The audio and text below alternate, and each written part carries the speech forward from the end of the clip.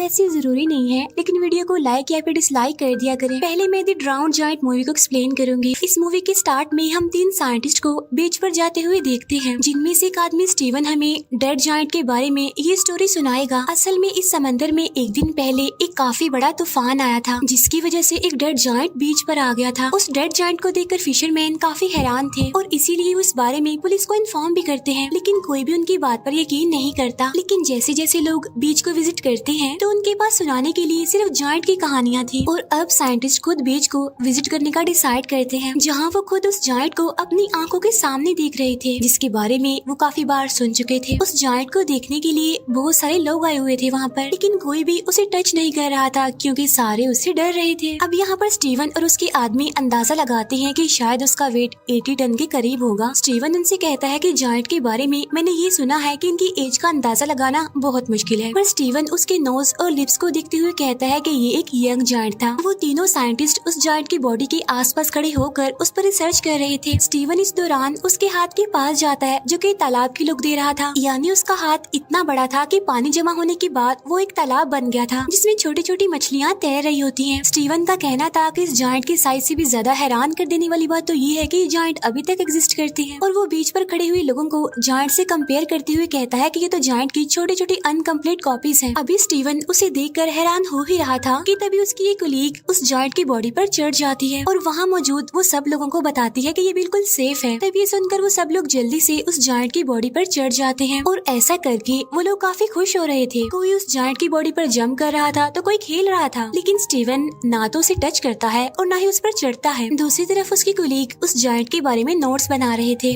और जैसे जैसे टाइम गुजरता जा रहा था वहाँ उस जायंट से खेलने के लिए लोग कम होते जा रहे थे, क्योंकि सब लोग अपने अपने घर जा रहे थे। फिर 3 दिन के बाद स्टीवन दोबारा यहाँ पर आता है, क्योंकि उसका उस जायंट में इंटरेस्ट बढ़ गया था, और उसका दावा था कि उसे इस जायंट पर नजर रखते हुए कोई भी परेशानी नहीं हो रही है, क्योंकि वो जायंट उसके आसपास के लोगों की निस्बत ज्यादा जिंदा था। फिर वो दिखता है कि वहाँ पर कुछ बच्चे जायंट के ऊपर स्लाइड खेल रहे हैं, और कुछ आदमी तो उस जायंट को काटने की तैयारी कर रहे थे। तो आज वो जायंट के पास देर तक रुकने का इरादा करता है ताकि जायंट के पास कोई भी ना हो, लेकिन जैसे ही वो जायंट के पास आता है तो वो दिखता है कि जायंट डिके होना स्टार्ट हो गया है, और उसका हर एक बॉडी पार्ट काफी अजीब दिख रहा है। अब यहाँ वो जायंट के कान पर एक लड़की को देखता है, जो उस जायंट के कान को एज अ चेयर यूज कर रही थी। स्टीवन नोटिस करता है कि जायंट के फेस से उसकी यूथफुल लुक खत्म हो गई है, यानी अब वो जवान नहीं दिख रहा। तब वो अंदाजा लगाता है कि समंदर में बहुत अरसा रहने की वजह से उसके टिश्यूज खराब हो गए हैं, जिसकी वजह से उसकी बॉडी काफी जल्दी खराब हो गई है। स्टीवन जायंट के फेस पर एक इंसेक्ट देखता है, जो कि उसके मुंह में जा रहा था। तब स्टीवन सोच रहा था कि इंसेक्ट के उसकी मंजिल तक पहुंचने से पहले ही ये जायंट डिके हो जाएगा, और अब स्टीवन बहुत ज्यादा हिम्मत करके उस जायंट के ऊपर चढ़ता है। अब जायंट की चेस्ट पर चढ़ने के बाद वो जायंट की बाजू को देख रहा था, जो बिल्कुल डिके हो चुका था, और कुछ बचा हुआ पार्ट्स इंसेक्ट्स और बाकी बर्ड्स खा रहे थे। यहाँ अब उसकी आंखों के ऊपर अब एक अजीब सा कवर आ गया था, जो कि उसकी आईज को भी एक तालाब जैसी लुक दे रहा था। फिर स्टीवन उसकी आंखों में अपना शेडो देखता है और सोचता है कि इस जायंट के डिके होने की तकलीफ उस तकलीफ से कम है जो उसे तन्हाई ने दी है। इसके बाद वो यहाँ से चला जाता है। फिर नेक्स्ट टाइम जब स्टीवन उस जायंट के पास जाता है तो देखता है कि उसकी आर्म्स और लेग्स डिके हो चुके हैं, और अब वो उसकी बॉडी को गौर से देख रहा था, जहाँ पर जायंट की बॉडी की इंसल्ट की जा रही थी, और इंसल्ट करने वाले कोई और नहीं बल्कि इंसान ही थे। अब हालांकि ये जायंट भी तो इंसान की तरह का ही एक क्रिएचर था। फिर नेक्स्ट डे स्टीवन जब दोबारा से उस जायंट के पास आता है तो वो देखता है कि उस जायंट का तो सर भी उतार दिया गया है, और बर्ड्स और इंसेक्ट्स उस जायंट को खा रहे हैं। अब सर के बगैर उसकी बॉडी इंसानों जैसी बिल्कुल भी नहीं लग रही थी। अब इसी के साथ ही स्टीवन और इस डेड बॉडी का रिलेशन भी कम हो रहा था, जो कि इस डेड बॉडी ने बनाया था।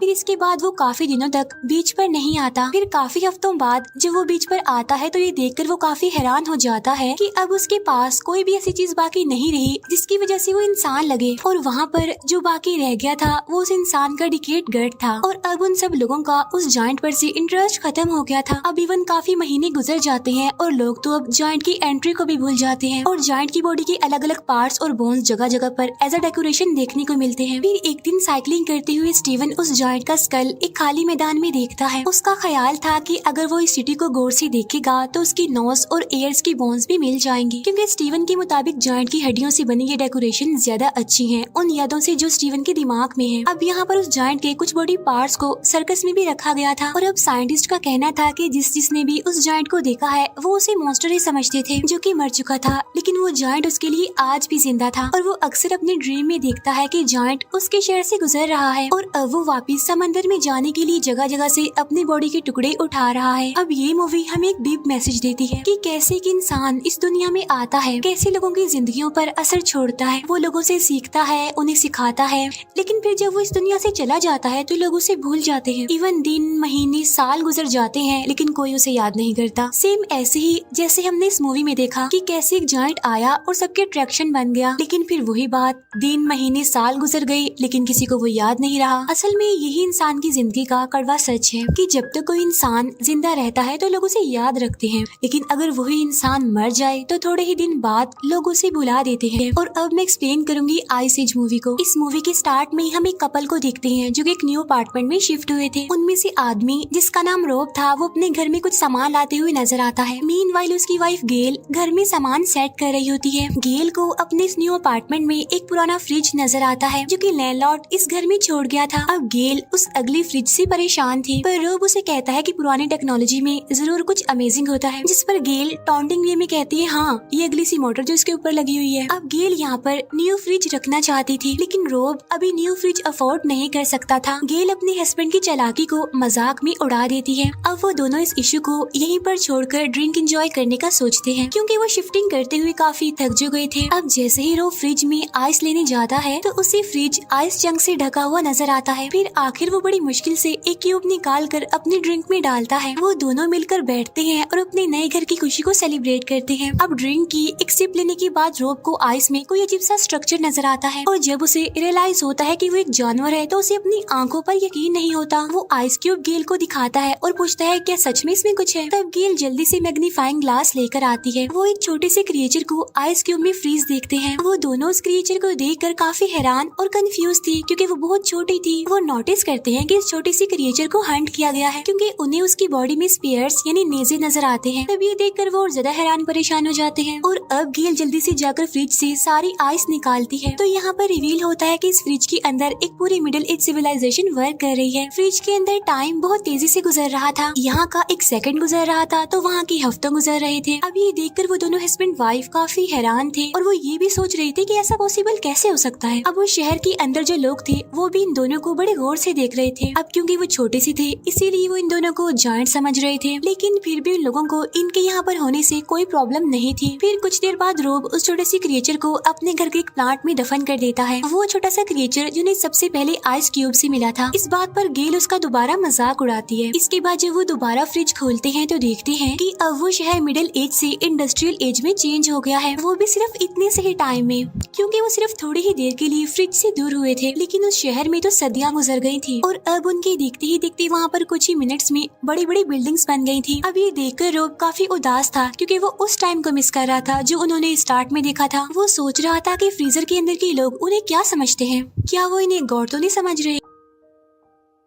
लेकिन तभी वो दो कंस्ट्रक्शन वर्कर को फ्रीजर के अंदर ही उन्हीं के बारे में बात करते हुए देखते हैं। वो कह रहे थे कि हम इन दो पागल जायंट्स को हर रोज देखते हैं और हम उस ब्रोकली को भी देखते देखते थक गए हैं जो गेल के दांतों में नजर आ रही थी। और अब उनके देखते हुए ही वो इंडस्ट्रियल कम्युनिटी मॉडर्न कम्युनिटी में चेंज हो जाती है और वहाँ की सारी बिल्डिंग सुपर स्ट्रक्चर में चेंज हो गई थी और साथ साथ उन्हें वो छोटी छोटी चीजें उड़ती हुई नजर आती है जो रोब को लग रहा था कि शायद ये प्लेन्स हैं। और टाइम को गुजरते हुए वो लोग काफी गौर से देख रहे थे। रोब अब इस एज को देखकर सरप्राइज था और सोच रहा था कि अगर ये हमारी दुनिया से रिजेंबल करता है तो इस मॉडर्न एज की बात क्या होगा। और इतनी ही देर में वो वहाँ पर एक लाइटिंग ऑब्जेक्ट को देखते हैं। तब रोब हैरान होता है कि ये क्या चीज है और वो उसे देखने के लिए करीब जाता है। इसके बाद वो जोरदार झटके से दूर गिरता है। अब गेल उसकी हेल्प के लिए उसके पास जाती है और उसका फेस जला हुआ देखती है, जिससे उनको अंदाजा होता है कि वो एक लॉन्चर था और वहाँ पर वॉर चल रही थी। फिर जब वो कुछ सेकंड्स के बाद वहाँ पर जाते हैं तो वहाँ पर सब कुछ खत्म हो गया था। अब वो इस फ्रीजर को बंद कर देती है क्योंकि वो इस वॉर को बढ़ाना नहीं चाहते थे। इसके बाद वो लोग पिज्जा ऑर्डर करते हैं, अपने खाने को काफी इंजॉय करते हैं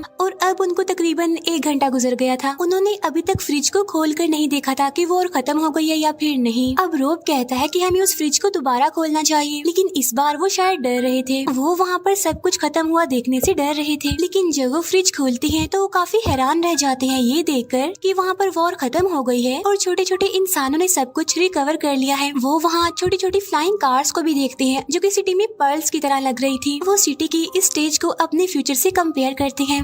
ये अब एक फ्यूचरिस्टिक लैंड थी जहाँ आसमान से बातें करती हुई सुपर स्ट्रक्चर बिल्डिंग इस सिटी को काफी अच्छा लुक दे रही थी। इसके बाद वो सिटी एक पिरामिड स्ट्रक्चर में चेंज हो जाता है जिससे बहुत सारी लाइंस कनेक्ट कर रही थी। अब रोब और गेल को लग रहा था कि सब लोग इस पिरामिड में रहते हैं। इसके बाद सिटी का वो पिरामिड स्ट्रक्चर सारे सिटीज को अपने अंदर अब्सॉर्ब करने लगता है और एक बड़ी सी एनर्जी बॉल में चेंज होकर फट जाता है, जिसकी वजह से सिल्वर स्पार्क उनके पूरे किचन में फैल जाते हैं, जिन्हें वो लोग बड़ी गौर से देख रहे थे और उन्हें ये सब एक फैंटेसी वर्ल्ड का पार्ट लग रहा था और वो स्पार्क किसी फायरफ्लाइज जैसे लग रहे थे। इसके बाद वो स्पार्क्स दोबारा जमा होकर फ्रीजर में चले जाते हैं, फिर एकदम से सब कुछ गायब हो जाता है। इसे देखकर वो लोग काफी कंफ्यूज हो जाते हैं। रोब को लग रहा था कि अब वो वापस आने वाले हैं, लेकिन गेल को ये लग रहा था कि सब कुछ खत्म हो गया है और असल में ये सब कुछ दुनिया के खत्म होने को जाहिर कर रहा है। रोब अब फ्रिज का स्विच बंद कर देता है। वो दोनों गले मिलते हैं। उन्होंने कुछ ही घंटों में ह्यूमैनिटी का स्केच देख लिया था जिसमें उन्होंने पास्ट, प्रेजेंट और फ्यूचर को भी ऑब्जर्व कर लिया था। नेक्स्ट मॉर्निंग वो कपल अपनी नॉर्मल लाइफ स्टार्ट करता है, पर अभी भी उनके जहनों में कल के बारे में कुछ सवालात थे और अब वो सस्पेंस में दोबारा से फ्रीजर को देखते हैं जहाँ वो छोटे छोटे इंसान वापिस आ गए थे और वो डायनासोर के मीट से अपना पेट भर रहे थे और कुछ तो डायनासोर से बचने के लिए भाग रहे थे। यानी अब ये ह्यूमैनिटी का स्टार्ट दिखाया जा रहा है। अब यहाँ इस कपल को दिखाते हुए ये मूवी भी एंड हो जाती है, जो अब दोबारा नेचुरल हैबिटेट में रहने वाले उन छोटे छोटे ह्यूमंस को देखने में बिजी हो गए थे। असल में ये मूवी हमें इस दुनिया की क्रिएशन, एवोल्यूशन और एंडिंग का कॉन्सेप्ट देती है, जिसमें इंसान की नेचुरल हैबिटेट से मॉडर्न एज तक का सफर बहुत अच्छे से एक्सप्लेन किया गया है। इस स्टोरी में वो फ्रिज जहाँ हमें मैनकाइंड की एज का कॉन्सेप्ट देता है, वही वो कपल हम इंसानों के बिहेवियर को शो करता है। यानी जब फ्रिज में वॉर शुरू हुई तो उन लोगों ने फ्रिज को बंद कर दिया और अपने आप में ही बिजी हो गए, और ये चीज इंसान की दुनिया को लेकर केयरलेसनेस को शो करती है। और लास्ट में लाइफ का उस पावर बाल की शक्ल में डिसअपीयर होना ह्यूमैनिटी की एंडिंग को शो करता है। और ये मूवी भी यहीं पर एंड हो जाती है। Thank you for watching.